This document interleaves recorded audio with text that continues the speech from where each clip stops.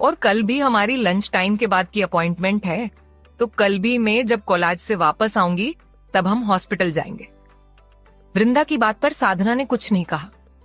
वो जानती थी उसकी बेटी अपनी पढ़ाई को लेकर कितनी सीरियस थी, तो वो भी उसका सपोर्ट करती थी, पर उनके हालात उनका सपोर्ट नहीं करते थे, जिसका साधना को बहुत बुरा लगता था। वृंदा ने नाश्ता किया और अपनी मां को गले लगाकर बाय बोलकर कॉलेज के लिए निकल गई। साधना देख सकती थी कि उसके फैसले को मुजूरी मिलते ही वृंदा का चेहरा कैसे खिल उठा था, पर साधना जी को उसकी टेंशन हो रही थी। दूसरी तरफ सुबह सब बैठे थे और आर्या के आने का वेट कर रहे थे। जब आर्या नीचे आई तो दादी ने उसे अपने पास बिठाया और उसके लिए खुद से नाश्ता निकालने लगी। दादी को आर्या के लिए फिक्र करते देखकर अद्वैत ने अपने मन कहा, कर लो जो करना है, बस 5 दिन बचे हैं तुम्हारे पास और तुम इस घर से हमेशा के लिए बाहर होगी, फिर मुझे तुम्हारी मनहूस शक्ल नहीं देखनी पड़ेगी। अद्वैत को देखकर पता नहीं क्यों पर दादाजी को उस पर शक हो रहा था। वो सोच रहे थे कि जरूरत अद्वैत कुछ तो बड़ा करने के बारे में सोच रहा था, पर क्या अद्वैत जतीन अग्निहोत्री के खिलाफ कुछ करने वाला था? दादाजी ने सोचा इस बारे में अद्वैत से ही बात करनी चाहिए, पर फिर दादाजी ये ख्याल झटक दिया। वो जानते थे उनके पूछने पर भी अद्वैत उन्हें कुछ नहीं बताने वाला था और उनके बीच में आने से कहीं वो फिर से कोई गलती ना कर बैठे। दादाजी ने खुद से कहा, करने दो उसे जो करना है, जो होगा देखा जाएगा। फिर वो भी नाश्ता करने लगे थे। तभी विवान बोला, दादू दादी आज रात में घर नहीं आऊंगा, ऑफिस से सीधे मेंशन जाऊंगा। कल से मॉम ने कई कॉल किए हैं और आज नहीं गया ना तो पक्का मेरी पिटाई होगी। विवान की बात पर दादी हंसते हुए बोली, ये तो होगा ही ना, तुम अपने माँ पापा के लिए टाइम ही कहाँ निकालते हो? तुम खुद से कभी उनसे मिलने नहीं जाते, पायल को तुम्हें बुलाना पड़ता है और तुम तभी टाइम से नहीं जाते, तो पिटाई करेगी नहीं तो क्या वो तुम्हारी आरती करेगी? दादी की बात सुनकर विवान का मुंह बन गया था। वो बोला, दादी कल मुझे काम था और आज एक इम्पोर्टेंट मीटिंग है, तो मैंने सोचा आज चला जाता हूँ। तो दादाजी बोले, ठीक है, तो रात तक क्यों वेट करना? ऑफिस आवर्स बाकी स्टाफ के लिए होते हैं, तुम्हारे लिए नहीं। मीटिंग खत्म होते ही घर चले जाना, वरना कहीं ऐसा ना हो कि तुम रात को घर जाओ और पायल हाथ में छड़ी लेकर तुम्हारा वेट करती मिले। दादाजी की बात पर सब हंसने लगे थे। विवाह भी हंस रहा था। फिर सब अपने अपने रास्ते निकल पड़े। आर्या, आशना, दादी और दादाजी चारों बाहर गार्डन में आकर बैठ गए थे। तभी आर्या को वो बिल्ली का बच्चा दिखाई दिया, जिसे देखकर आर्या उठकर जाने लगी तो आशना ने उसे रोका और बोली, भाभी आप कहाँ जा रही है? अगर आपको कुछ चाहिए तो मैं लाकर देती हूँ। तो आर्या ने उस बिल्ली के बच्चे की तरफ इशारा किया। आशना ने जब उस क्यूट से बच्चे को देखा तो उसके चेहरे पर भी स्माइल आ गई थी। उसने उस बच्चे के पीछे भाग भाग कर उसे पकड़ लिया और लाकर आर्या को दिया। आर्या ने एक नौकर से कहकर उसके लिए एक बाउल में दूध मंगवाया और उस बिल्ली के बच्चे के सामने रखा। चारों बाहर गार्डन में बैठे सुबह की ताजी हवा का मजा ले रहे थे। तभी आशना ने दादी से कहा, दादी क्या मैं आपसे एक बात पूछूं? तो दादी ने कहा, हाँ तुम जो चाहे पूछ सकती हो, पर मुझे पता है अभी तुम मुझे अपनी सांस के बारे में पूछना चाहती हो। दादी की बात पर आशना ने हैरानी से कहा, हाँ पर दादी आपको कैसे पता कि नक्श की मॉम के बारे में बात करना चाहती हूँ? तो दादी ने हंसते हुए कहा, ये बाल ऐसे ही धूप में सफेद नहीं हुए हैं, जिंदगी का तजुर्बा सीखते सीखते सफेद हुए हैं। और मैंने नोटिस किया था कि जब से नक्श के माँ की आने की बात चली है तुम परेशान हो। तो आशना ने कहा, उनके आने से मैं परेशान नहीं हूँ दादी, वो तो बस मुझे पता नहीं है ना वो कैसी है, और ऊपर से उनके बिना हमने शादी कर ली तो कहीं वो मुझे अपनी बहू मानने से इनकार ना कर दे। तो दादी ने आशना को समझाते हुए कहा, देखो अब तुम दोनों की शादी हो चुकी है और ये बात सबको माननी ही पड़ेगी। और रही बात तुम्हारी सांस की, तो उसे संभालने के लिए मैं हूं, तो तुम डरो मत। दादी से बात कर आशना को थोड़ा अच्छा लग रहा था, वरना वो तो कल से सोच सोच परेशान हो चुकी थी। आशना को दादी से अपने स्टोर के बारे में भी बात करनी थी, पर उसकी हिम्मत ही नहीं हुई कुछ पूछने की। दूसरी तरफ प्रत्युष अपने केबिन में बैठा काम कर रहा था। लंच टाइम हो चुका था। पर प्रत्यूष का कुछ भी खाने का मन नहीं था। उसका सर दर्द कर रहा था, तो उसने लंच की जगह अपने लिए काफी ऑर्डर की। थोड़ी देर बाद उसकी कॉपी के बिन में आ गई थी। प्रत्यूष ने अपना लैपटॉप बंद किया और केबिन में एक साइड रखे सोफे पर जाकर बैठ गया। कॉफी पीकर उसे थोड़ा अच्छा लग रहा था। कुछ देर रेस्ट करने के बारे में सोचकर प्रत्यूष ने अपना सर पीछे टिकाया और अपनी आंखें बंद कर ली। अभी उसे आराम से बैठे 5 मिनट भी नहीं हुए थे कि उसका फोन रिंग करने लगा था। प्रत्यूष ने जब कॉलर आईडी देखी तो फोन कट कर दिया और अपना फोन साइलेंट कर दोबारा अपनी आंखें बंद कर ली। कुछ पल बाद ही केबिन का गेट नॉक हुआ। प्रत्यूष ने कम इन कहा तो उसका असिस्टेंट अंदर आकर बोला, सर माहिरा मेनम मुझे कॉल कर रही है और उन्होंने आपके लिए मैसेज भेजा है कि आपने उनसे बात नहीं की तो वो अभी आपकी मॉम को लेकर ऑफिस आ जाएगी। प्रत्यूष ने असिस्टेंट को जाने का इशारा किया तो वो चला गया। प्रत्यूष ने अपना फोन देखा तो अभी भी उस पर माहिरा कॉल कर रही थी। प्रत्यूष ने जैसे ही कॉल पिक करी, माहिरा की कॉन्फिडेंस से भरी आवाज आई, मुझे पता था प्रत्यूष तुम मेरा कॉल जरूर पिक करोगे। प्रत्यूष उसकी बकवास सुनने के मूड में नहीं था। उसके सर में दर्द हो रहा था। उसने सीधे कहा, जो बोलना है जल्दी बोलो, फालतू बकवास सुनने के लिए मेरे पास टाइम नहीं है। माहिरा ने भी बोलना शुरू किया। वो घमंड से बोली, तुम्हें अभी मुझे मिलने आना होगा, मैं तुम्हारा होटल में वेट कर रही हूँ, जल्दी आ जाओ, साथ में लंच करेंगे। माहिरा की बात सुनकर प्रत्यूष बोला, और तुम्हें ऐसा क्यों लगता है कि मैं तुम्हारी बात मानूंगा? मुझे तुम और तुम्हारे लंच में कोई इंटरेस्ट नहीं है, समझी तुम? और अभी मुझे बहुत काम है तो परेशान मत करो। और तुम ऐसा सोचने की गलती मत करना कि अभी मैं तुम्हारी धमकी से डर गया। मैं बस फालतू का कोई तमाशा नहीं चाहता था, बस इसीलिए तुम्हारा फोन उठाया है। प्रत्यूष के इतना सब बोलने पर भी माहिरा पर कोई असर नहीं हुआ था। वो हंसते हुए बोली, प्रत्यूष तुम्हें अभी के अभी मेरे पास आना होगा, वरना इस बार मैं धमकी नहीं दूंगी। मैं सीधा निकिता आंटी को कॉल कर बोलूंगी कि मैं प्रेग्नेंट हूं और मेरे पेट में तुम्हारा बच्चा है और तुमने ड्रग्स के नशे में मेरे साथ जबरदस्ती की थी। इतना बोल माहिरा हंसने लगी थी। वो आगे बोली, अब ये मत कहना कि तुम्हारे पास मेरे खिलाफ सबूत है कि मैंने तुम्हें ड्रग्स दिया था, तो उस पर मैं आंटी से कहूंगी कि मैं तुमसे बेहद प्यार करती हूँ, मैं तुम्हारे बिना नहीं जी सकती, मैंने तुम्हें पाने के लिए ये सब किया था। अब तुम सोचो आगे क्या होगा। मुझे पता है निकिता आंटी मेरी ही साइड लेंगी। ये बात अब तक तो तुम भी समझ ही चुके होगे कि आंटी मुझे अपने घर की बहू मान चुकी है और वही होकर रहेगा। तो मेरे ख्याल से तुम्हें मेरे साथ कून ऑपरेट करना चाहिए, इससे आंटी तुम पर गुस्सा नहीं करेंगी। माहिरा की सारी बातें सुनकर प्रत्यूष का दिमाग हिल चुका था। उसने कहा, मैं अभी मीटिंग में हूँ, मुझे वहां आने में 1 घंटे का टाइम लगेगा, मुझे एड्रेस भेज देना, मैं 1 घंटे बाद पहुंच जाऊंगा। इतना बोलकर प्रत्यूष ने माहिरा का जवाब सुने बिना ही कॉल कट कर दिया। इधर माहिरा तो प्रत्यूष के आने की बात सुनकर बोली, मैं तुम्हारा 1 घंटे तो क्या 1 साल तक वेट करने के लिए तैयार हूँ। आज के बाद तुम वही करोगे जो मैं चाहती हूँ। माहिरा अपनी जीत पर खुश हो रही थी क्योंकि प्रत्यूष उसके साथ लंच करने के लिए मान गया था। इधर प्रत्यूष ने अद्वैत को कॉल किया। अद्वैत के साथ डिस्कशन के बाद प्रत्यूष ने नक्श और शौर्य को कुछ इंस्ट्रक्शन दिए। फोन रखते ही नक्श और शौर्य अपने काम में लग गए थे। इधर प्रत्यूष ने अपने आप से कहा, मैंने हर बार तुम्हें छोड़ दिया, मुझे लगा नहीं था कि पिछली बार की बेइज्जती के बाद भी तुम इतना कुछ करने का साहस करोगी। बहुत गुरूर है ना तुम्हें अपने दिमाग पर, जो गलत काम में कुछ ज्यादा ही चलता। तो देखना आज मैं क्या करता हूँ तुम्हारे साथ।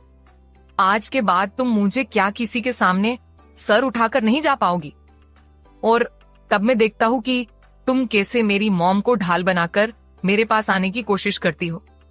आज से तुम्हारा खेल खत्म मिस माहिरा, सीधे चेकमेट। फिर उसने गहरी सांस भरी और बोला, मैंने कभी नहीं सोचा था कि मैं कभी किसी लड़की के साथ ऐसा भी कुछ करूंगा, पर तुमने मुझे मजबूर किया है कि मैं तुम्हें सबक सिखाऊं। तुमने तो मेरा सब कुछ छीन लिया, मेरी निद में चैन, मेरा सुकून, तो उसकी सजा आज तुम्हें मिलेगी। तुम्हारी वजह से मैंने उस लड़की के साथ भी जबरदस्ती की, तभी उसे वृदा का ख्याल आया। प्रत्युष ने टाइम देखा तो उसे याद आया कल इसी टाइम वृंदा उसे कॉलेज से घर जाती दिखाई दी थी, तो आज भी वो इसी टाइम और उसी रास्ते से घर जाएगी। ये याद आते ही प्रत्युष उठा और अपनी गाड़ी की चाबी लेकर अपने केबिन से बाहर निकल गया। क्या करने वाला है प्रत्युष माहिरा के साथ? क्या प्रत्युष आज माहिरा से मिलने जाएगा? प्रत्युष ने नक्श और शौर्य को माहिरा के साथ कुछ करने के लिए तो नहीं कहा होगा। क्या प्रत्युष वृंदा से मिलने के बारे में सोचकर बाहर निकल गया था? अद्वैत 5 दिन बाद आर्या के साथ क्या करने वाला है? अब आगे। फिर उसने गहरी सांस भरी और बोला, मैंने कभी नहीं सोचा था कि मैं कभी किसी लड़की के साथ ऐसा भी कुछ करूंगा, पर तुमने मुझे मजबूर किया है कि मैं तुम्हें सबक सिखाऊं। तुमने तो मेरा सब कुछ छीन लिया, मेरी निद में चैन, मेरा सुकून, तो उसकी सजा आज तुम्हें मिलेगी। तुम्हारी वजह से मैंने उस लड़की के साथ भी जबरदस्ती की। तभी उसे वृंदा का ख्याल आया।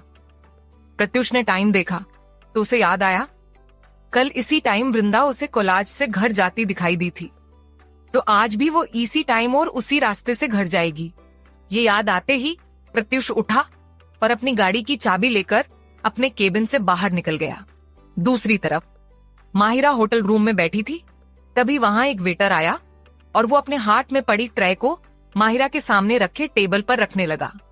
तभी उस वेटर के हाथ से जूस का ग्लास नीचे फ्लोर पर गिर गया, जिस वजह से थोड़ा सा जूस माहिरा के पैरों पर आ गिरा। माहिरा चिल्लाते हुए उठ खड़ी हुई और उसने उस वेटर को एक थप्पड़ मार दिया। वेटर बार बार उससे सॉरी बोल रहा था, पर माहिरा के कान में तो जैसे हड़ताल थी, वो उस पर चिल्ला रही थी। तभी एक आदमी रूम के अंदर आया। उसने आते ही उस वेटर को डांटते हुए कहा, तुम्हारी हिम्मत कैसे हुई हमारे वीआईपी कस्टमर को नाराज करने की? तुम अभी के अभी यहाँ से निकल जाओ और कल से काम पर आने की जरूरत नहीं है। ये आदमी वहां का मैनेजर था। उसकी डांट सुनकर वो वेटर अपना सर झुकाकर वहां से चला गया। उस वेटर को काम से निकालते देखकर माहिरा के चेहरे पर स्माइल आ गई थी। वो मैनेजर आगे आया और अदब से बोला, मैडम, हमारे स्टाफ की गलती के लिए मैं आपसे माफी चाहता हूँ। मैं आपके लिए दूसरा जूस भेज दूंगा, पर आपको पहले अपने पैर साफ कर लेने चाहिए। आप बाथरूम में जाकर पैर वॉश कर लीजिए।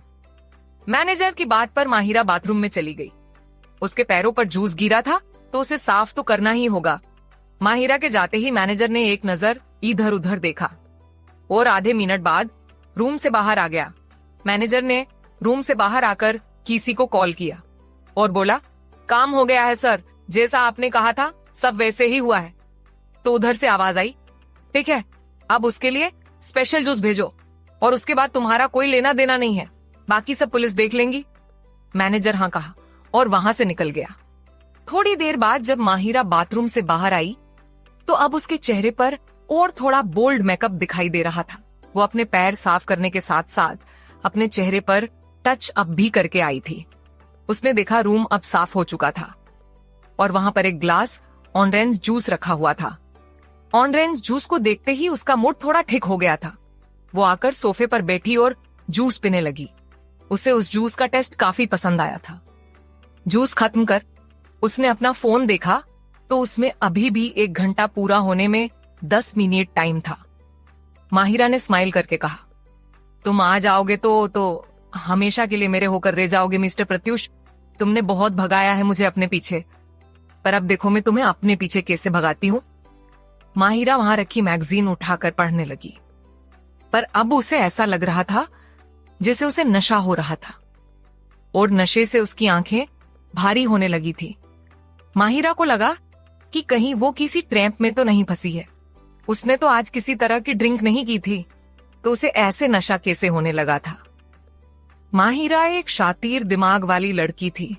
उसे जैसे ही शक हुआ वो सबसे पहले रूम से बाहर जाने लगी थी, पर रूम का गेट तो लॉक हो चुका था और अब तो उसे यकीन हो गया था कि वो किसी के साजिश में ट्रेन अप हो चुकी है। पर कौन हो सकता है वो कि इसकी इतनी हिम्मत हुई कि वो उसके साथ ये सब करे? कहीं प्रत्युष ने नहीं किया होगा, पर वो तो यहाँ आने के लिए मान गया था ना। तो फिर माहिरा ने जैसे तैसे रूम का गेट लॉक किया, पर वो वहीं पर बेहोश होकर गिर पड़ी।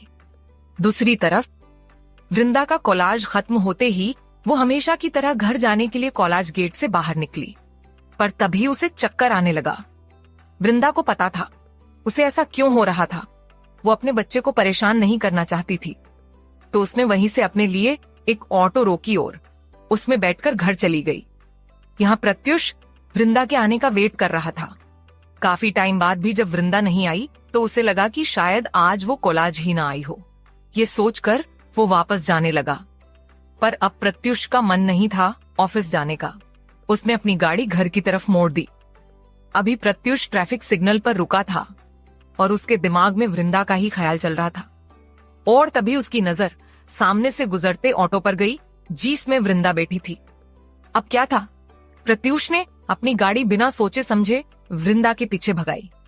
थोड़ी दूर आते ही खाली सड़क पर प्रत्युष ने अपनी गाड़ी आगे ले जाकर उस ऑटो के सामने रोकी तो ऑटो वाले ने जोर से ब्रेक लगाया। वृंदा ने ड्राइवर को डांटते हुए कहा, अंकल ये कैसी ऑटो चला रहे हैं आप, अभी मुझे चोट लग जाती।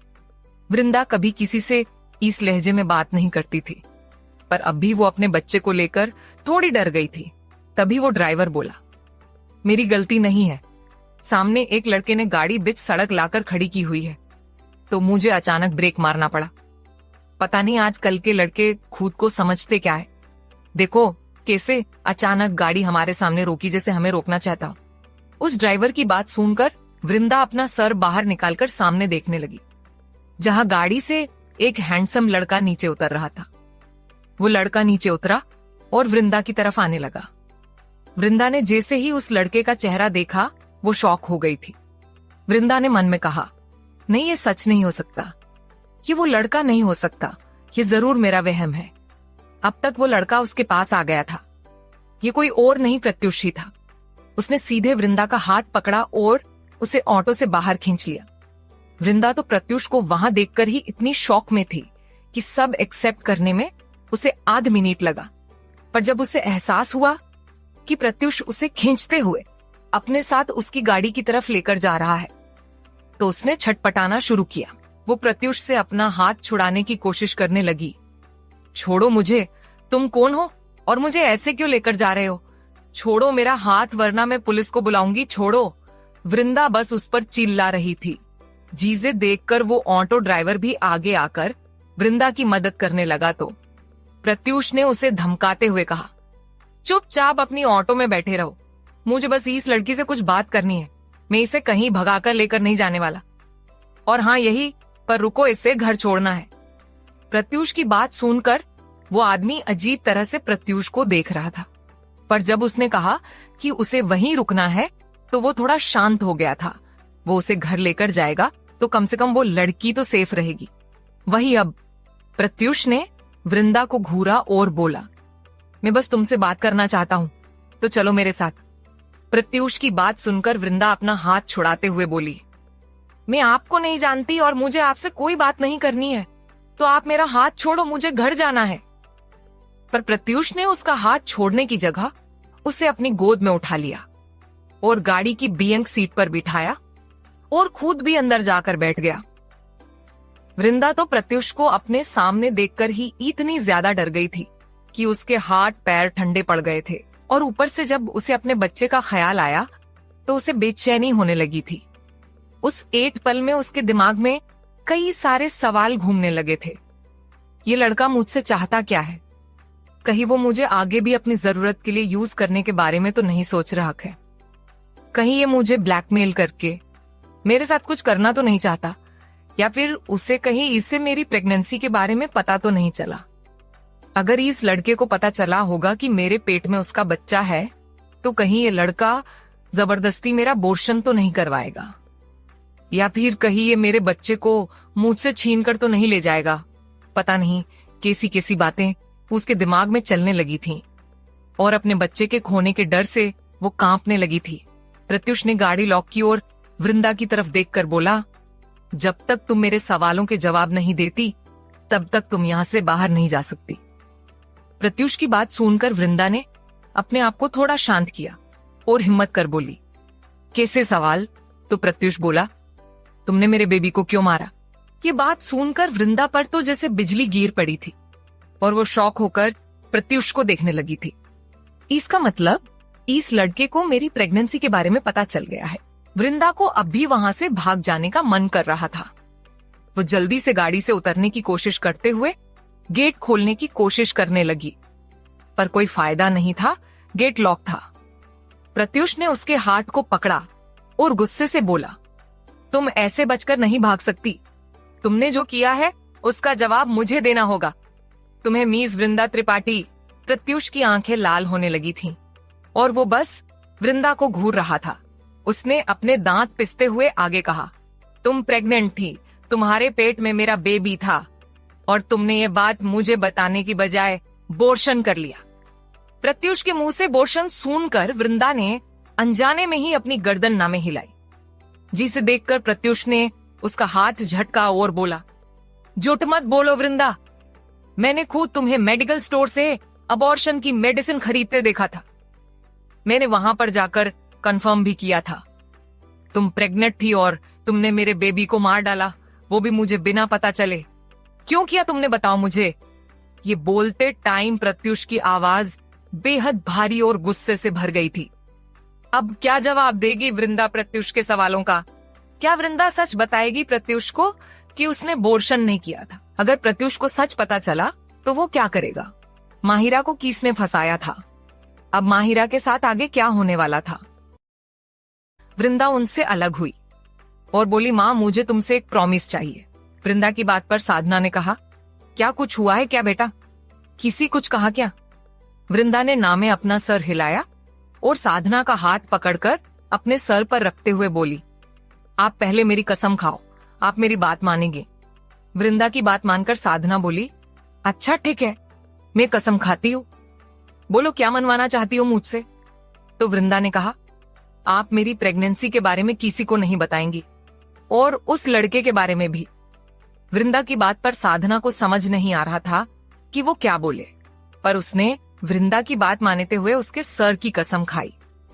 और जब वृंदा ने उनका हाथ अपने सर से हटाया तो साधना बोली, क्या बात है बेटा, आज तुम इतनी अजीब बिहेव क्यों कर रही हो? और तुमने मुझे कसम दी कि मैं तुम्हारी प्रेगनेंसी के बारे में किसी को ना बताऊं, पर ये कोई छुपने वाली बात है क्या?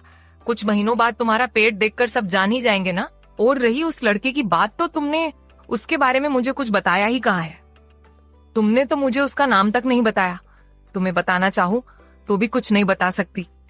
अपनी माँ की बात सुनकर वृंदा को बुरा लगा। उसने पीर से अपनी माँ को गले से लगाया और बोली, मैं उसे भूलना चाहती हूँ माँ, मुझे उसका नाम तक याद नहीं रखना। आज वृंदा के साथ क्या हुआ था वो तो पता नहीं, पर साधना अपनी बेटी के मन की हालत समझ रही थी। उसने उसे और परेशान नहीं किया और उसकी बात मान ली और फिर उसे उस बारे में कोई सवाल नहीं किया। क्या अब प्रत्युष कभी वृंदा के सामने नहीं आएगा? प्रत्युष को कभी भी अपने बच्चे का सच पता नहीं चलेगा।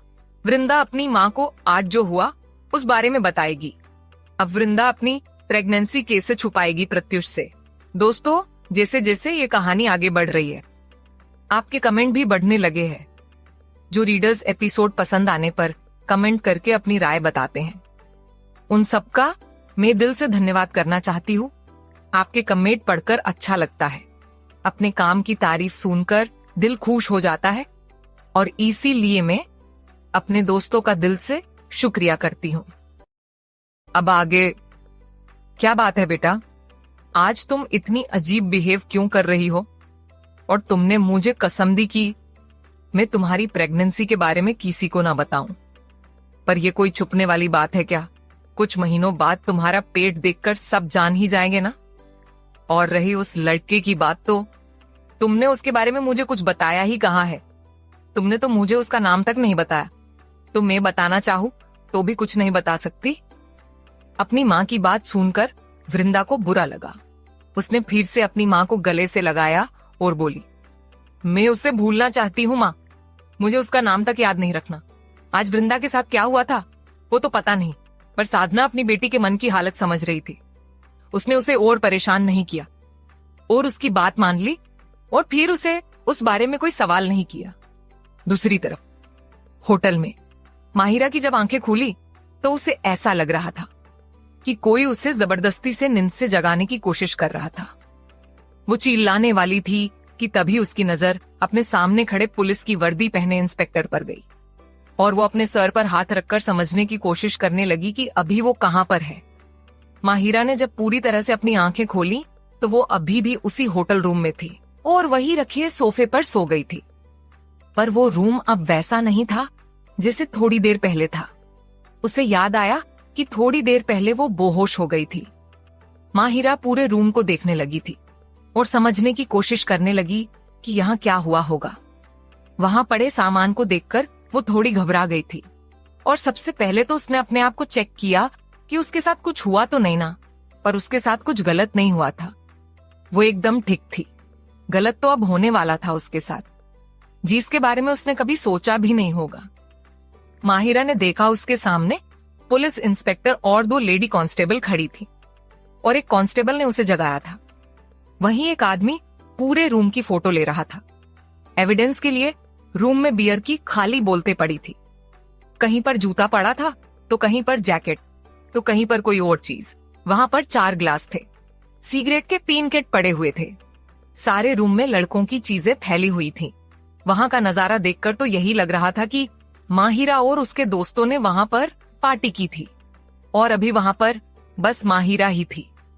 तभी एक लेडी कांस्टेबल ने आगे आकर माहिरा का पर्स सामने रखे टेबल पर खाली किया तो उसमें से माहिरा का मेकअप का सामान नीचे गिरा और साथ में एक व्हाइट पाउडर का पैकेट। वही एक आदमी फोटो ले रहा था। उस पैकेट को देखते ही माहिरा का गला सूखने लगा था। वो अच्छे से जानती थी कि वो पैकेट किस चीज का होगा और पुलिस के सामने उसके पर्स में ड्रग्स मिलना मतलब सब खत्म। माहिरा ने जल्दी से अपना फोन निकाला अपने डैड को कॉल करने के लिए, पर एक कांस्टेबल ने उसके हाथ से उसका फोन छीना और बोली, अब तुम जो भी करना पुलिस स्टेशन चलकर करना, हम तुम्हें ड्रग्स लेने के केस में अरेस्ट करते हैं। माहिरा को कुछ समझ नहीं आ रहा था। एक तो उसका नशा पूरी तरह से उतरा नहीं था, वरना अब तक उसने सब पर चिल्लाकर होटल सर पर उठा लिया होता। पर उसे कुछ समझ आता उससे पहले उसके हाथों में बेड़ी पड़ चुकी थी। फिर भी माहिरा सब पर गुस्सा कर रही थी। अपने डैड के नाम से पुलिस इंस्पेक्टर को डराने की कोशिश कर रही थी। जब इससे भी काम नहीं बना तो उसने उस इंस्पेक्टर और कांस्टेबल को खरीदने की भी कोशिश की, पर आज सब बेकार था। उसकी बात ना वो इंस्पेक्टर सुन रहा था और ना वो 2 लेडी कांस्टेबल सुन रही थी।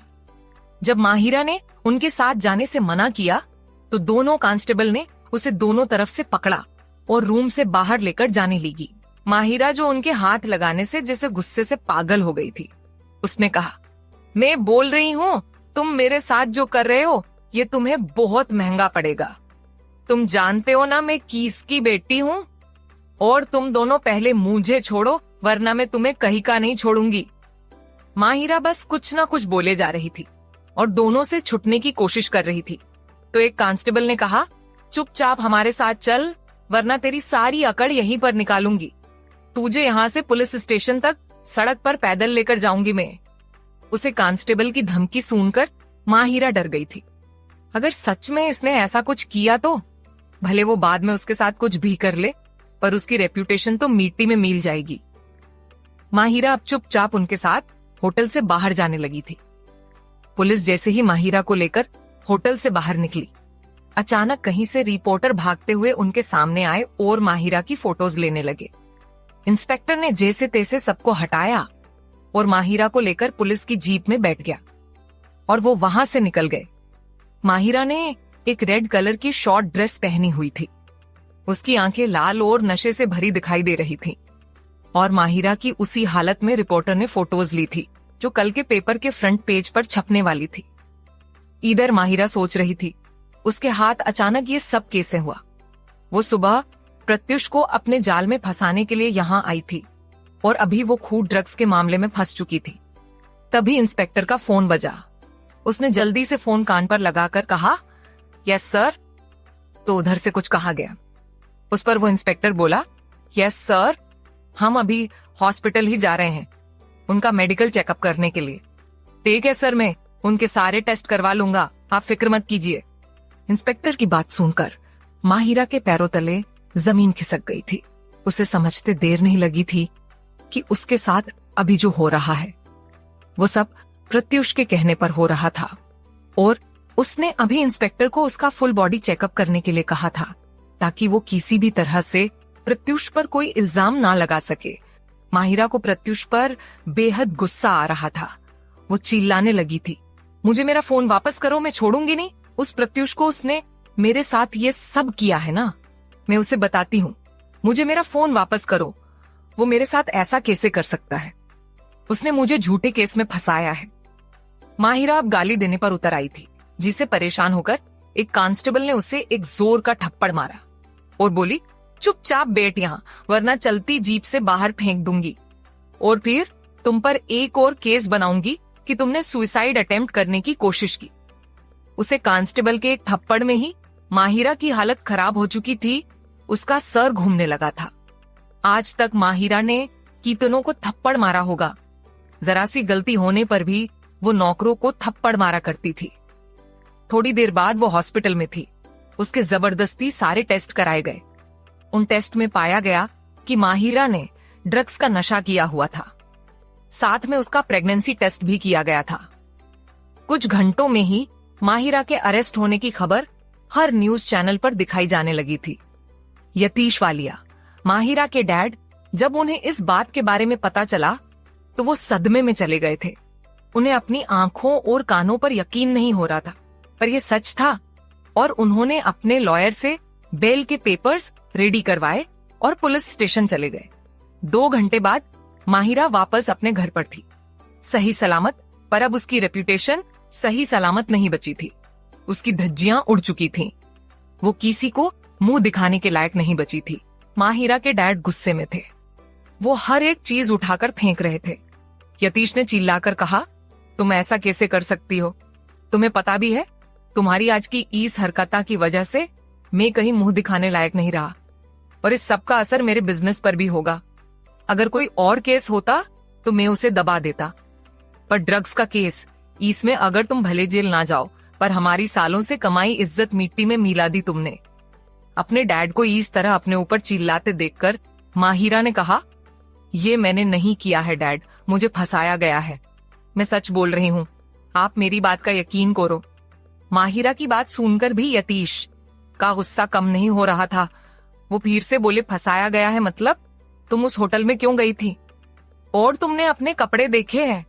कैसे कपड़े पहने हैं तुमने? ऐसे कपड़े पहनकर कोई काम से तो नहीं जाएगा ना। तुम उस होटल में पार्टी करने ही गई थी, अब झूठ मत बोलो। यतीश की डांट सुनकर माहिरा डर गई थी और वो रोने लगी थी। यतीश को अभी बहुत ज्यादा गुस्सा आ रहा था और ऊपर से उनका फोन था जो बार बार बजे जा रहा था। वो जानते थे उनके दोस्त, बिजनेस पार्टनर, रिश्तेदार, हर कोई उन्हें फोन कर माहिरा के बारे में ही पूछने वाला था। यतीश ने अपना फोन ऑफ किया, घर से बाहर निकल गए। वही माहिरा अपने डैड को बताना चाहती थी कि उसके साथ ये प्रत्युष ने किया है, ताकि वो जाकर उससे जवाब मांगे, पर उसके डैड उसकी बात सुने बिना ही घर से बाहर निकल गए थे। दूसरी तरफ वृंदा जब सोकर उठी तो फ्रेश होकर बाहर लिविंग एरिया में आकर बैठ गई। साधना जी दोनों के लिए रात का खाना बना रही थी। वृंदा ने टेलीविजन ऑन किया और चैनल चेंज करने लगी। तभी उसे एक न्यूज चैनल पर माहिरा की फोटो दिखाई दी। वृंदा माहिरा की फोटो देखकर ही समझ गई थी, ये वही लड़की थी जिसकी वजह से उस दिन उसके साथ वो सब हुआ था। वृंदा अब उसकी न्यूज देखने लगी थी। माहिरा के पास ड्रग्स मिले थे और उसे पुलिस ने अरेस्ट किया था। ये न्यूज सुनकर वृंदा हैरान थी। उसने मन ही मन कहा, उसके साथ ये तो होना ही चाहिए था। उस दिन भी उसने उस लड़के को धोखे से ड्रग्स नहीं दिया होता तो वो लड़का स्नेहा उसके साथ जबरदस्ती नहीं करता। आज वो लड़का अपने बच्चे को लेकर जिस तरह से रिएक्ट कर रहा था, मुझे लगा जैसे वो बाकी लड़कों की तरह नहीं था। शायद भले उसने मेरे साथ जबरदस्ती की थी, पर वो गुस्से और नशे में था, और देखा जाए तो उसके दिए पैसों से ही आज मेरा घर और मेरी माँ दोनों सही सलामत है, वरना पता नहीं मैं सब कैसे हैंडल कर पाती। तभी वृंदा को ख्याल आया कि वो उस लड़के के लिए ऐसा कैसे सोच सकती है। उसने अपना सर झटका और बोली, वो लड़का चाहे जैसा है, मुझे उससे कोई लेना देना नहीं है। अब से बस मैं, माँ और मेरा बच्चा, हम तीनों साथ होंगे और मुझे किसी के बारे में सोचने की जरूरत नहीं है। अब क्या होगा आगे, क्या यतीश सच पता चलने पर प्रत्युष से जवाब मांगेंगे? माहिरा अब कैसे निकलेगी इस केस से बाहर? वृंदा छुपा पाएगी प्रत्युष से अपने बच्चे को? अब आगे। उस दिन भी उसने उस लड़के को धोखे से ड्रग्स नहीं दिया होता तो वो लड़का स्नेहा उसके साथ जबरदस्ती नहीं करता। आज वो लड़का अपने बच्चे को लेकर जिस तरह से रिएक्ट कर रहा था, मुझे लगा जैसे वो बाकी लड़कों की तरह नहीं था। शायद भले उसने मेरे साथ जबरदस्ती की थी, पर वो गुस्से और नशे में था। और देखा जाए तो उसके दिए पैसों से ही आज मेरा घर और मेरी माँ दोनों सही सलामत है, वरना पता नहीं मैं सब कैसे हैंडल कर पाती।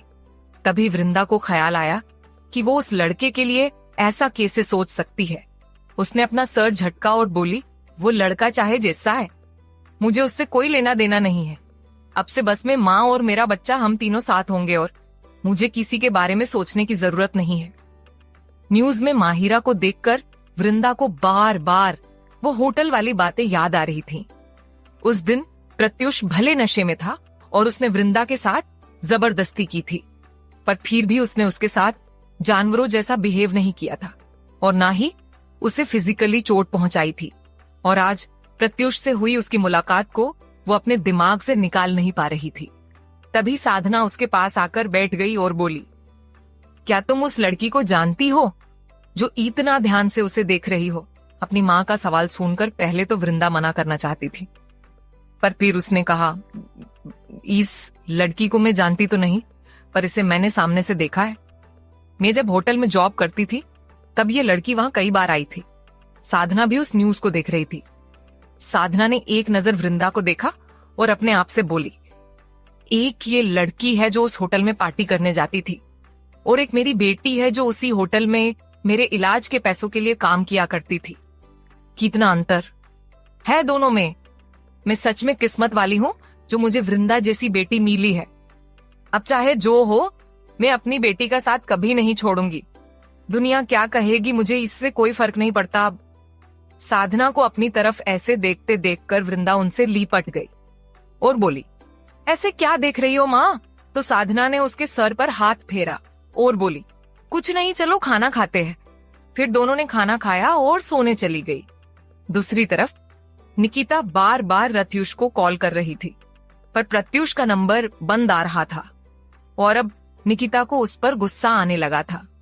निकिता ने उसके असिस्टेंट को कॉल किया तो उसने बताया कि प्रत्युष लंच टाइम में ही ऑफिस से निकल गया था।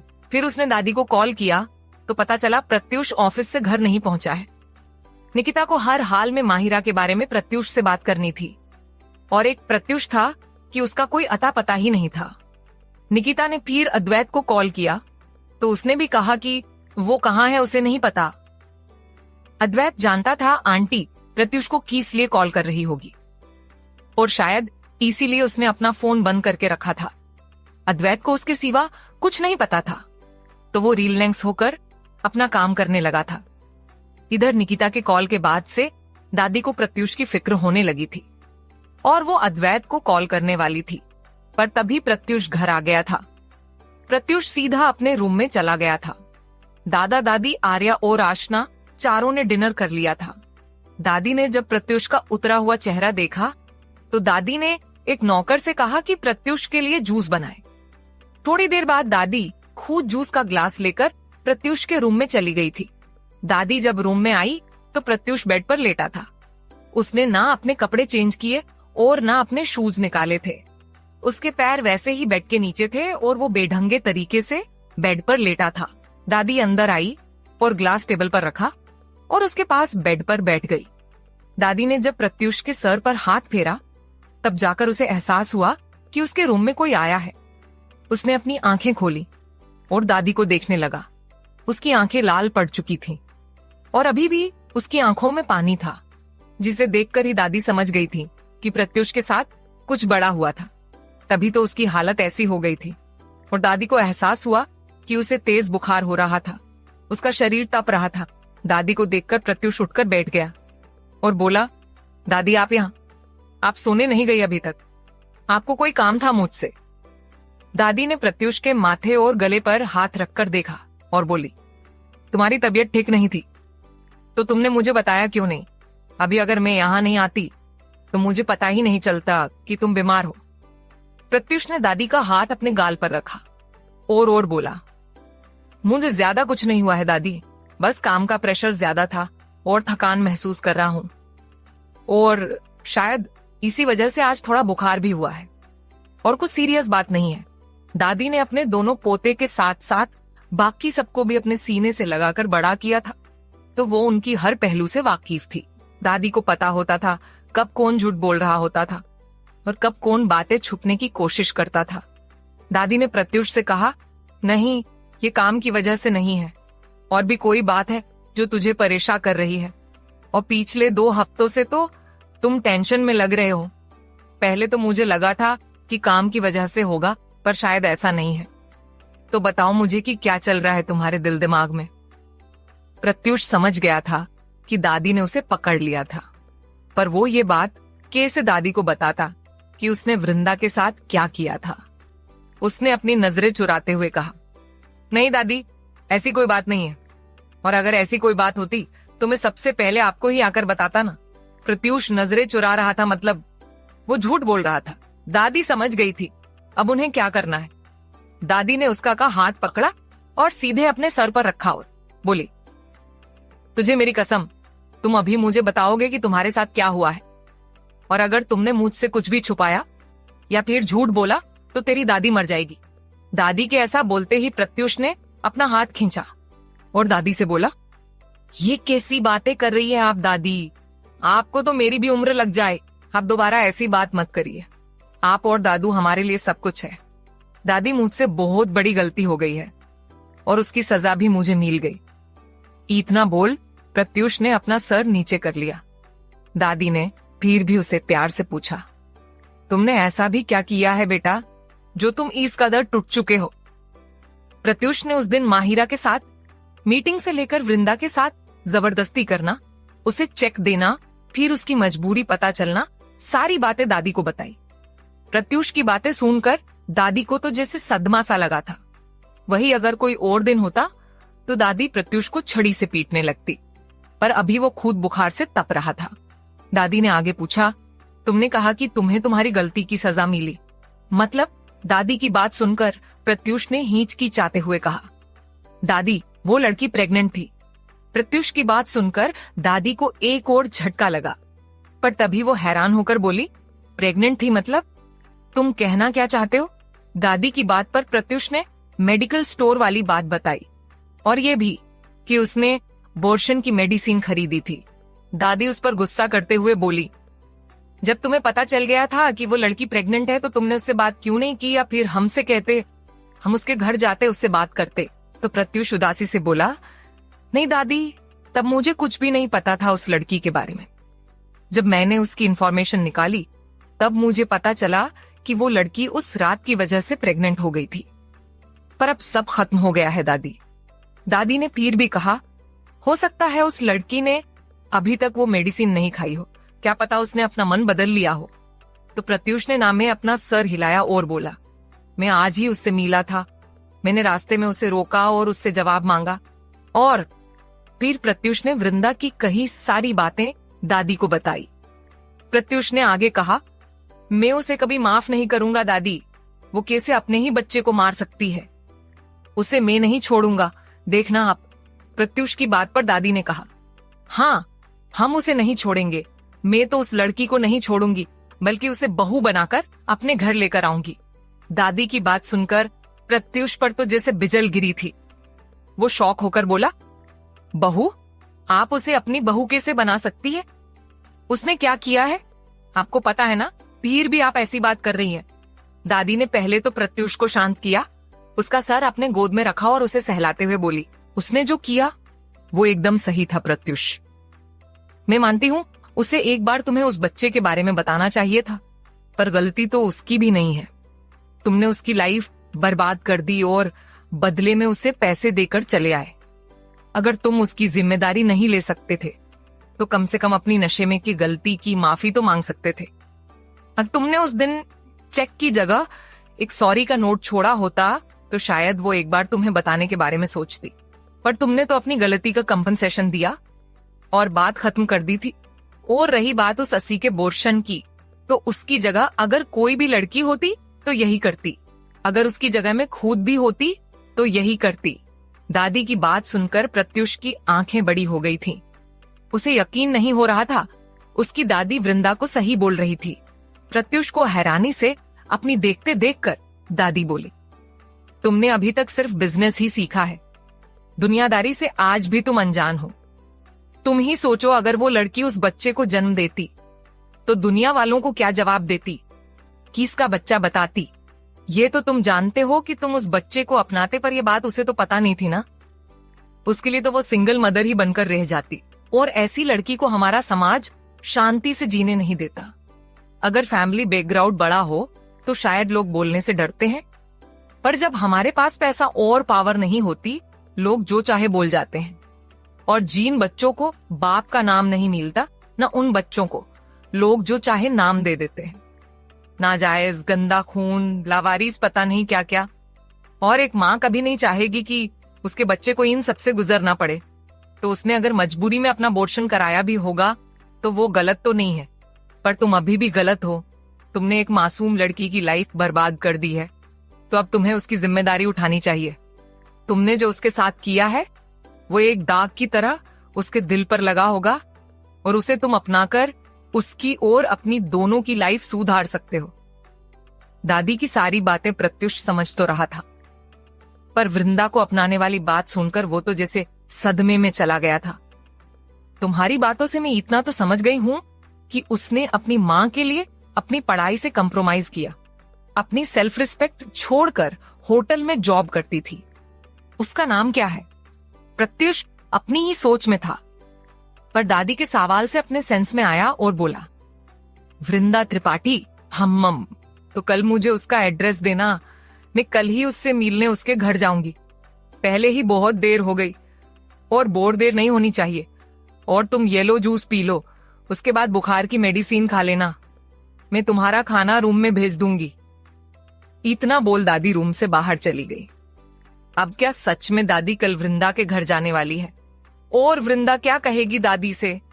क्या वो दादी को अपनी प्रेगनेंसी का सच बताएगी? और क्या प्रत्युष और वृंदा का सच साधना को पता चलेगा? दोस्तों, आपके सपोर्ट के लिए मैं आप सबका धन्यवाद करना चाहती हूँ, पर जैसे जैसे कहानी आगे बढ़ रही है आपके कमेंट कम होते जा रहे हैं। दोस्तों, क्या आपको ये कहानी पसंद नहीं आ रही है? अगर आप इस कहानी में कुछ बदलाव चाहते हैं तो आप मुझे अपनी राय कमेंट करके बता सकते हैं। मैं कोशिश करूंगी कि मैं ये कहानी आगे और बेहतर तरीके से लिख सकूं। और मेरी प्यारी दोस्त कनक जी, आरती जी और पूजा जी, आप मेरे हर एपिसोड पर कमेंट करती है, उसके लिए मैं आपका दिल से शुक्रिया करती हूँ। और उस सभी दोस्तों का भी जो प्यारे प्यारे कमेंट करते हैं। मैं आपको अपनी दूसरी कहानी के बारे में बताना चाहती हूँ, जिसका नाम है ऑब्सेस्ड इन लव। प्यार और रोमांस से भरी ये कहानी आपको जरूर पसंद आएगी, तो आप एक बार सुन लीजिएगा। धन्यवाद। आ गए थे, वही अद्वैत ने भी ये नोटिस किया कि दादू प्रत्युष को गुस्से से घूर रहे थे, तो उसने कहा, दादू, आप प्रत्युष पर गुस्सा हो क्या? क्या हुआ है? अद्वैत की बात सुनकर प्रत्युष ने अपना सर पीट लिया। वो मन ही मन बोला, कैसा दोस्त है, आज ये जरूर पिटवाएगा मुझे। अगर घूर रहे हैं तो घूरने देता, अब दादू पिटने लगे तो मैं क्या करूंगा? सबके सामने बेइज्जती हो जाएगी। वही अद्वैत की बात सुनकर तो दादाजी का गुस्सा फूट पड़ा था। वो दहाड़ते हुए बोले, तुम दोनों दोस्त एक जैसे हो, मन तो करता है तुम दोनों की अपने हंटर से पिटाई करूं और घर से उठाकर बाहर फेंक दूं। दादाजी की आवाज से सब डर गए थे, और वही अपने सबसे प्यारे भाई को डांट पड़ते देखकर आर्या उदास हो गई थी। उसे प्रत्युष के लिए बुरा लग रहा था। दादाजी आगे भी दोनों पर चिल्लाने वाले थे, पर तभी आर्या बोली, दादू, अगर भाई से कोई गलती हो गई है तो उन्हें माफ कर दीजिए। आप भाई को मत डांटिए, उन्होंने जानबूझकर गलती नहीं की होगी। आर्या की बात सुनकर सब आर्या को देख रहे थे, जिसका चेहरा उतर गया था। दादाजी ने भी फिर आगे कुछ नहीं कहा, बस दोनों को घूरा और ब्रेकफास्ट करने लगे। वही अद्वैत आर्या को देख रहा था और अपने मन में बोला, प्रत्युष को जरा सी डांट क्या पड़ी, इसका चेहरा देखो कैसे उतर गया है। उसे उसके लिए बुरा लग रहा है। उसके साथ मुझे भी तो दादू की डांट पड़ी थी ना। आज कैसे दादू को डांटने से रोक रही है। उस दिन तो मुझे थप्पड़ पड़ा था, दादू को रोकना तो दूर, मुझे थप्पड़ खाते देखकर इसके चेहरे पर शिकन तक नहीं आई थी। अद्वैत को जलन हो रही थी कि आर्या ने प्रत्युष की साइड ली थी, पर वो इसे कुछ और ही समझ रहा था। वो खुद अपनी फीलिंग से अनजान था। थोड़ी देर बाद सब साथ बैठे थे। वही दादी ने नक्श को ऑफिस जाने से मना किया था। नक्श को भी पता नहीं था कि दादी ने उसे किस लिए घर पर रुकने के लिए कहा था। दादी ने एक नैकर से कहकर अपने रूम से एक एनवेलप लाने के लिए कहा। आशना भी वहां आ गई थी, तो दादी ने उस एनवेलप को नक्श को देते हुए कहा, ये तुम दोनों की टिकट है, तुम दोनों आज मनाली जा रहे हो, वो भी 4 दिन के लिए। दादी की बात सुनकर नक्श के चेहरे पर स्माइल आ गई थी। दादी ने कहा, जब से तुम्हारी शादी हुई है तुम दोनों को एक साथ टाइम नहीं मिला है। हमेशा काम काम, यहाँ रहकर तो तुम आशना को टाइम नहीं दे पाओगे, इसीलिए उसे लेकर हनीमून पर मनाली चले जाओ। नक्श सीधे दादी को हक कर लिया और बोला, आपको पता है आप ना दुनिया की बेस्ट दादी हो, आई लव यू दादी। तो दादी ने उसके सर पर चपत लगाकर कहा, हाँ हाँ ठीक है, पर मुझे मेरे गिफ्ट के बदले रिटर्न गिफ्ट भी चाहिए। दादी की बात पर नक्श थोड़ा एरोगेंट में कहा, दादी आप जो चाहिए मांग सकती हैं, मैं आपके लिए लेकर आऊंगा। नक्श को ऐसे बोलते देखकर दादी ने अपनी आईब्रो उचकाई और बोली, मुझे जल्दी से एक परपोता या परपोती चाहिए, तो जितना जल्दी हो सके तैयारी करना। दादी की बात सुनकर नक्श के चेहरे का रंग उड़ चुका था। वही आशना का शर्म के मारे बुरा हाल था। वही आर्या को भी नक्श को देखकर हंसी आ रही थी। और वही प्रेम जो अभी वहां आया था। उसने नक्श के गले में हाथ डाला और बोला, अभी तो तुम बड़ी एरोगेंट स्टाइल में बोल रहे थे दादी, जो मांगेगी लेकर आओगे, तो अब दादी के रिटर्न गिफ्ट के बारे में क्या ख्याल है। प्रेम की बात पर नक्श ने उसका हाथ झटका और बोला, तुम चुप रहो। और दादी ये क्या बात हुई, ऐसा गिफ्ट भी कोई मांगता है क्या? अभी तो मेरी शादी हुई है और मैंने तो अपनी फर्स्ट नाइट भी नहीं मनाई और आप हो कि बेबी की डिमांड कर रही हो। नक्श तो फ्लो में बोल गया था, पर अब जाकर उसे एहसास हुआ कि उसने अभी क्या कहा था। वही आशना जो पहले ही शर्म से मरी जा रही थी, अब तो उसने वहां से निकलने में ही अपनी भलाई समझी और अपना सर नीचे कर जल्दी से भाग गई। वही सब नक्श और आशना को देख रहे थे और फिर सब जोर से हंसने लगे थे। नक्श को सबके सामने एम्बैरेसिंग फील हो रहा था। उसने भी इधर उधर देखा और अपने रूम में भाग गया। उसकी इस हरकत पर तो सब ठहाके लगाकर हंसने लगे थे। दादी को भी हंसी आ रही थी। क्या अब नक्श और आशना के रिश्ते का नया सफर शुरू होने वाला है? आगे कैसी होगी दोनों की रोमांटिक लाइफ? क्या आज दादी वृंदा के घर जाएगी? क्या जवाब देगी वृंदा दादी को? क्या प्रत्युष दादी की बात मानकर वृंदा से शादी करने के लिए तैयार होगा? अब आगे प्रेम की बात पर नक्श ने उसका हाथ झटका और बोला, तुम चुप रहो। और दादी ये क्या बात हुई, ऐसा गिफ्ट भी कोई मांगता है क्या? अभी तो मेरी शादी हुई है और मैंने तो अपनी फर्स्ट नाइट भी नहीं मनाई और आप हो कि बेबी की डिमांड कर रही हो।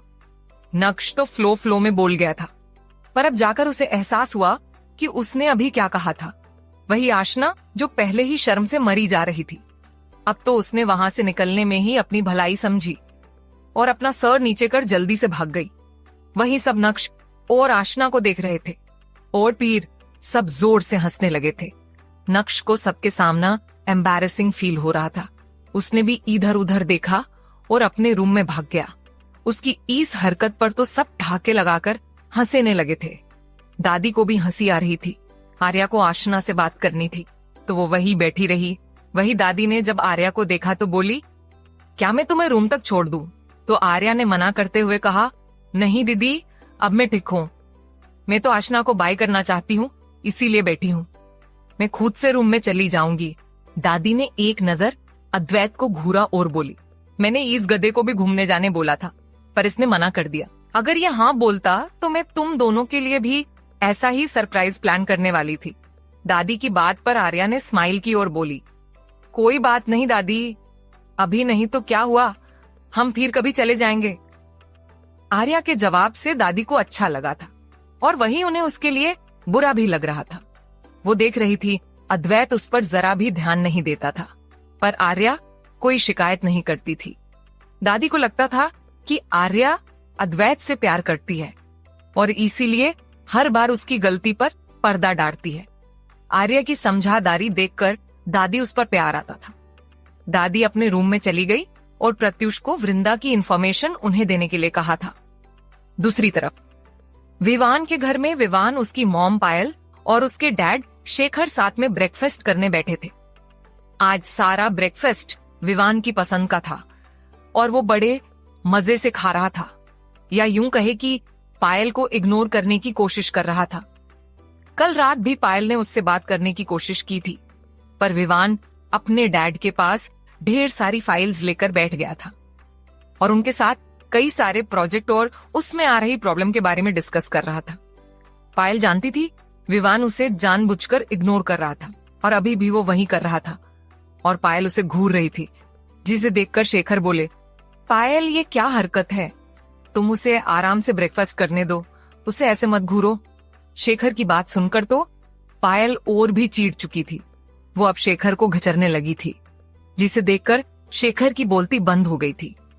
वही अपनी मॉम के सामने अपने डैड की हालत देखकर विवान को हंसी आ रही थी, पर अगर अभी वो जरा भी हंसता तो उसे दोनों की डांट पड़ती। अब भी जो उसके डैड उसे बचा रहे थे वो भी उस पर बरस पड़ेंगे। विवान ने लाचारी से एक नजर अपने डींड को देखा और आंखों से इशारा किया। तभी पायल भड़कते हुए बोली, तुम्हारी कोई चाल मुझ पर काम नहीं करने वाली समझे, और इस बार शेखर को बीच में लाकर भी तुम बच नहीं सकते।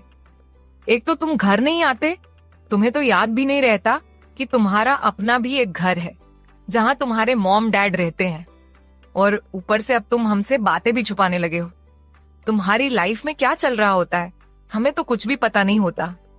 मुझे तो डर है किसी दिन ये लड़का हमारे सामने आकर खड़ा होगा और बोलेगा, मॉम डैड इससे मिलिए, ये मेरी वाइफ है ना, या फिर एक बच्चे को लेकर आएगा और बोलेगा, देखो बेबी ये तुम्हारे दादा दादी हैं।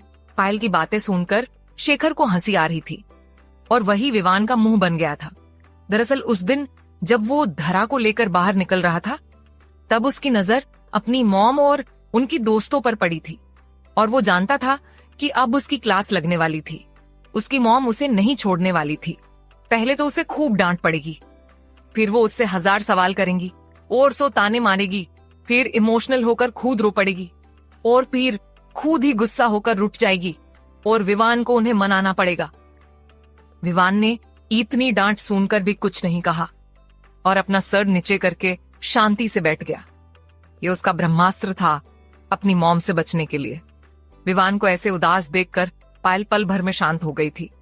पायल को लगा कि आज उसने कुछ ज्यादा ही उसे डांट दिया था। वही शेखर दोनों माँ बेटे को देख रहे थे और नामे अपना सर हिलाकर खाने लगे। पायल ने सीरियस होकर कहा, उस दिन तुम्हारे साथ जो लड़की थी वो कौन थी? पायला का सवाल सुनकर शेखर थोड़े हैरान थे। वो मन में बोले, तभी मैं सोचूं पायल इतना गुस्सा क्यों है? विवान ने कहा, फ्रेंड थी मॉम। पायल ने अपनी आंखें छोटी की और शक भरी आवाज में बोली, फ्रेंड थी या फिर गर्लफ्रेंड थी? विवान एक नजर अपने डैड को देखा जो अपने खाने में बिजी थे और उन्हें देखकर ही लग रहा था कि उनका कोई इरादा नहीं था विवान की मदद करने का। वो थोड़ा अपने डैड की तरफ झुका और धीरे से बोला, डैड आगे से मैं ऐसा करूंगा जब मॉम आपकी क्लास लगाएगी, देखना आप। और उसने शेखर को एक खून्नस वाला लुक दिया। वही शेखर ने भी उसे उसी तरह घूरा और बोले, पिछली बार तुमने ऐसा ही किया था मेरे साथ, जब तुम्हारी मॉम को मेरा सिगरेट का पीएन किट मिला था और वो मुझे डांट रही थी। कुछ याद आया बेटा? शेखर की बात पर विवान का मुंह बन गया था। तभी पायल बोली, अगर बाप बेटे का टशन खत्म हो गया हो तो मेरे सवाल का जवाब दो, वरना मैं आज ही जाकर मेरी फ्रेंड की बेटी से तुम्हारी शादी फिक्स करूंगी। पायल की बात पर विवान चीखते हुए बोला, मॉम आप हर बार मुझे यही धमकी मत दिया करो। आपको पता है मुझे वो लड़की ना मेकअप की चलती फिरती दुकान लगती है। जब भी मैं उसे देखता हूँ मुझे लगता है वो किसी मेकअप प्रोडक्ट की मॉडल है और उस कंपनी का सारा मेकअप उस पर ही यूज किया जाता है। विवान की बात सुनकर पायल को हंसी आ गई थी। उसने हंसते हुए कहा, तुम ऐसे कैसे बोल सकते हो? उसे मेकअप करना अच्छा लगता है, ये उसकी चॉइस है। फिर कुछ याद करते हुए पायल बोली, उस दिन तुम्हारे साथ जो लड़की थी उसने तो कोई मेकअप नहीं किया था। इसका मतलब मैं क्या समझूं? विवान को पता था वो बच नहीं सकता। उसकी मॉम घूम फिर कर उसी लड़की पर आकर रुकने वाली थी। विवान ने कहा, मॉम, वो मेरी बस फ्रेंड है, पर मैं उसे पसंद करता हूँ। पर वो मुझे पसंद करती है कि नहीं मैं नहीं जानता, और मेरी आज तक हिम्मत ही नहीं हुई उसे बताने की कि मैं उसे पसंद करता हूँ। इतना बोल विवान चुप हो गया था। वही पायल और शेखर मुंह खोले हैरानी से विवान को देख रहे थे।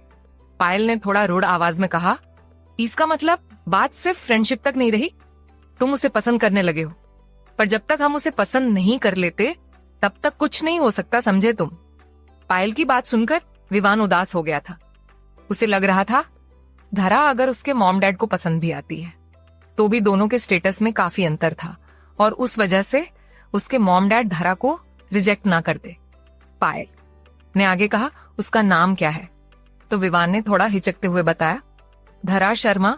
पायल को ये नाम सूना सूना सा लगा। उसके डैड का नाम और उसकी सारी इन्फॉर्मेशन बताओ। तो विवान ने बताना शुरू किया। उसके डैड का नाम सूरज शर्मा है, उसकी मॉम कनक शर्मा, और एक छोटा भाई है यश। उसके पापा कंपनी में जॉब करते हैं, और धरा खुद एक इवेंट मैनेजर का काम करती है। विवान से डिटेल्स सुनकर पायल की आंखें चमक उठी थी, पर उसने जब शेखर को देखा तो आगे कुछ नहीं कहा। उसने अपनी आवाज उसी तरह बनाई रखी और बोली, ठीक है, हम ही इस बारे में बाद में बात करेंगे, अब तुम ऑफिस जा सकते हो। इतना बोल पायल अपने रूम में चली गई थी, और वही विवान को डर लग रहा था। धरा का फैमिली स्टेटस जानकर उसकी मॉम नाराज लग रही थी, मतलब पक्का वो धरा को रिजेक्ट करेगी। और वही उसे इस बात की भी टेंशन थी कि क्या धरा भी उसे पसंद करती है या नहीं। वही शेखर को भी पायल का बिहेवियर अजीब लगा। शेखर ने मन में कहा, कहीं उस लड़की के बारे में जानकर पायल को वो नापसंद तो नहीं, देखना पड़ेगा। दूसरी तरफ अभी दादी अकेली वृंदा के घर जाने वाली थी, क्योंकि प्रत्युष ने वृंदा के घर जाने के लिए मना कर दिया था। उसने तो दादी से भी थोड़ा टाइम मांगा था, मतलब दादी को भी अभी वृंदा के घर जाने के लिए मना कर रहा था। पर दादी ने उसे डांट लगाई और बोली, ठीक है, अगर तुझे वृंदा से शादी नहीं करनी तो कोई बात नहीं, मैं निकिता को बोल देती हूँ कि वो माहिरा से तुम्हारी शादी की डेट फिक्स कर दे, मैं खुद तुझे लेकर शादी में पहुंच जाऊंगी। दादी की बात मानने के सिवाय प्रत्युष के पास कोई और ऑप्शन नहीं था। वो जानता था दादी ऐसा कर सकती थी, तो उसने दादी की बात मानना ही सही समझा। दादी ने वृंदा की फाइल उसे वापस कर दी और बोली, आज अगर तुम नहीं चलना चाहते तो कोई बात नहीं, मैं जाकर बात कर लूंगी और उसे शादी के लिए मना भी लूंगी। थोड़ी देर बाद दादी ड्राइवर के साथ वृंदा के घर के बाहर थी। उनके साथ एक मेड थी जिसने अपने हाथ में कुछ फ्रूट बास्केट मिठाई पकड़ी हुई थी। जब बेल बजी तो वृंदा अपने रूम में थी और साधना ने गेट खोला। अपने सामने खड़ी बुजुर्ग औरत देखने लगी। वही दादी ने साधना से पूछा, क्या वृंदा त्रिपाठी का घर यही है? तो साधना ने कहा, यही है, पर आप कौन? तो दादी ने कहा, मैं संजीवनी कुंद्रा, मैं आपसे ही मिलने आई हूँ। दादी की बात सुनकर साधना ने पहले दादी को अंदर बुलाया और बैठने के लिए कहा। कैसी होगी आज दादी और वृंदा की मुलाकात? वृंदा को पता चलेगा कि ये उसी लड़के की दादी है जिससे वो घुपना चाहती थी। पायल को धरा के बारे में सुनकर क्या हुआ था? क्या पायल धरा को रिजेक्ट करने वाली थी? रूम में थी और साधना ने गेट खोला। अपने सामने खड़ी बुजुर्ग औरत देखने लगी। वही दादी ने साधना से पूछा, क्या वृंदा त्रिपाठी का घर यही है? तो साधना ने कहा, यही है, पर आप कौन? तो दादी ने कहा, मैं सुलोचना कुंद्रा, मैं आपसे ही मिलने आई हूं। दादी की बात सुनकर साधना ने पहले दादी को अंदर बुलाया और बैठने के लिए कहा। दादी अंदर आई और घर को देखने लगी। घर तो छोटा था पर बहुत ही सलीके से सजाया हुआ था। दादी ने घर को देखकर कहा, आपका घर तो बहुत अच्छा है, आपने बड़ी सुंदरता से सजाया है। दादी की बात पर साधना ने कहा, यह सब मेरी बेटी ने किया है। साधना ने दादी के साथ साथ उनके साथ आई मेड को भी पानी दिया। साधना टेबल पर रखे बास्केट देख रही थी। साधना को कुछ समझ नहीं आ रहा था कि उसके घर आई ये औरत कौन थी। देखने से तो किसी रईस घर की लग रही थी, पर वो वृंदा को कैसे जानती थी और उससे मिलने क्यों आई थी? कहीं ये औरत उसी लड़की की फैमिली से तो नहीं जिसने वृंदा को धोखा दिया था? ये सब सोचकर अब साधना को थोड़ी बेचैनी महसूस होने लगी थी। दादी ने पानी पीने के बाद कहा, क्या आप वृंदा की मां हैं? तो साधना ने हाँ कहा। जिस पर दादी ने स्माइल की ओर बोली, देखिए, मुझे पता है हम दोनों एक दूसरे को नहीं जानती, पर पहले मैं अपने बारे में बताना चाहूंगी। मैं संजीवनी कुंद्रा, कुंद्रा कंपनी के चीफ एग्जीक्यूटिव ऑफिसर अद्वैत कुंद्रा की दादी। और आपने युवराज कुंद्रा के बारे में सुना होगा, मैं उसकी मां हूं। साधना दादी की पहचान जानकर हैरान थी। अब कुंद्रा फैमिली को कौन नहीं जानता था, पर इतने बड़े खानदान की बुजुर्ग महिला उनके घर क्यों आई थी? साधना तो अनकंफर्टेबल फील करने लगी थी। दादी ने कहा, देखिए साधना जी, मुझे घुमा फिरा कर बात करना नहीं आता। मैं आज आपके घर मेरे पोते का रिश्ता लेकर आई हूं। इतना बोलकर दादी ने प्रत्युष की फोटो साधना के तरफ बढ़ाई और बोली, ये मेरा पोता है प्रत्युष वर्मा, ये खुद की वर्मा कंपनी का चीफ एग्जीक्यूटिव ऑफिसर है। साधना प्रत्युष की फोटो देख रही थी और एक नजर देखते ही साधना को प्रत्युष पसंद आया था, और ये बात साधना के चेहरे से पता चल रही थी। वही दादी को उम्मीद थी कि प्रत्युष का नाम सुनते ही और उसकी फोटो देखते ही साधना गुस्सा करेगी, पर साधना के चेहरे पर गुस्सा तो कभी नहीं था। और साधना को देखकर दादी को समझ आ गया था कि शायद वृंदा ने प्रत्युष के बारे में अपनी मां को नहीं बताया था। वही साधना के मन में अजीब से भाव थे। वो दादी को कैसे बताती कि वो उनके पोते का रिश्ता वृंदा के साथ नहीं कर सकती? भला कौन एक प्रेग्नेंट लड़की से शादी करने के लिए तैयार होगा? साधना को कुछ ना बोलते देखकर दादी ने कहा, देखिए, मुझे गलत मत समझना। दरअसल बात ऐसी है कि मेरा पोता वृंदा को पसंद करता है। उसने वृंदा को कॉलेज आते जाते देखा था और वो उसे पसंद करने लगा है, और उसने मुझे ये बात बताई तो मैं आपके पास आपकी बेटी का हाथ मांगने आ गई। साधना को समझ नहीं आ रहा था कि वो दादी के सवाल का क्या जवाब दे, और दादी को मना भी करे तो कैसे करे। वो बोली, देखिए मीनम, मैं समझ रही हूँ आपकी बात, पर मैं ऐसे ही आपको हाँ नहीं बोल सकती। मतलब अभी वो बोल ही रही थी कि उन्हें एक आवाज सुनाई दी, माँ अभी वहां वृंदा आई थी। वृंदा ने दादी की बात सुन ली थी। उसे बाहर से बातें करने की आवाज सुनाई दी थी, पर उसे लगा कि कोई पड़ोस की आंटी होगी। पर फिर जब उससे रहा नहीं गया तो वो उठकर देखने आ गई। वृंदा आकर उनके पास बैठ गई। दादी तो एकटक वृंदा को ही देख रही थी। वृंदा की खूबसूरती और सादगी ने एक नजर में दादी के मन में घर कर लिया था। वृंदा ने पहले तो दादी को नमस्ते किया और बोली, दादी जी, मैंने आपकी बात सुन ली और मैं आपसे माफी चाहती हूँ। मैं आपके पोते से शादी नहीं कर सकती। वृंदा की बात सुनकर साधना उदास हो गई थी, जिसे वृंदा के साथ साथ दादी ने भी नोटिस किया था। वृंदा ने नम्रता से कहा, दादाजी, मैं अभी शादी नहीं करना चाहती, तो प्लीज हमें माफ करिए। दादी समझ रही थी प्रत्युष ने उसके साथ जो किया था उसके बाद वो किसी से शादी नहीं कर पाएगी, और इसीलिए दादी चाहती थी कि प्रत्युष वृंदा से शादी कर ले ताकि उसकी लाइफ खराब ना हो जाए। दादी ने कहा, कभी ना कभी तो तुम्हें शादी करनी ही पड़ेगी, अभी नहीं तो आगे चलकर तुम पूरी लाइफ ऐसे अकेले तो नहीं बिता सकती ना, और मेरे पोते से अच्छा लड़का तुम्हें नहीं मिलेगा। दादी की बात पर वृंदा ने सोचा, अगर वो मना करती रहेगी तो ये लेडी उसे मनाने की कोशिश करती रहेगी। इससे अच्छा वो सच बता दे तो वो खुद ही उसके साथ रिश्ता नहीं करना चाहेगी। और वृंदा बोली, दादी जी, मैं एक लड़के से प्यार करती थी और वो लड़का मुझे धोखा देकर भाग गया है, और मैं इतना बोलते बोलते वृंदा चुप हो गई थी, क्योंकि उसकी नजर टेबल पर रखी प्रत्युष के फोटो पर पड़ चुकी थी और वो हैरानी से उस फोटो को देखने लगी थी। दादी ने जब उसकी नजरों का पीछा किया तो देखा कि वृंदा फोटो को देख रही थी। दादी उससे कुछ कहती उससे पहले वृंदा बोली, दादाजी, मैंने प्यार में धोखा खाया है और मेरा अभी अभी अबॉर्शन भी हुआ है, तो ऐसे में शादी करने का मेरा कोई इरादा नहीं है, और आप भी ऐसी लड़की को अपनी बहू नहीं बनाना चाहेगी जिसका शादी से पहले एक बार अबॉर्शन हुआ हो। इतना बोल वृंदा उठकर चली गई। वो प्रत्युष की फोटो वहां देखकर ही घबरा गई थी। वही दादी वृंदा से प्रत्युष के बारे में बात करना चाहती थी, पर साधना की वजह से चुप रही, क्योंकि दादी समझ गई थी कि वृंदा ने अपनी प्रेगनेंसी को लेकर अपनी मां से झूठ बोला था। दादी ने सुबह ही सारी इन्फॉर्मेशन पढ़ी थी।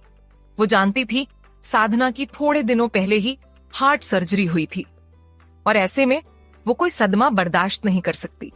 शायद इसीलिए वृंदा ने अपने बारे में साधना से झूठ बोला था। तो दादी भी कुछ नहीं बोल पाई। फिर साधना ने दादी को घर के बाहर तक छोड़ा और अंदर आ गई।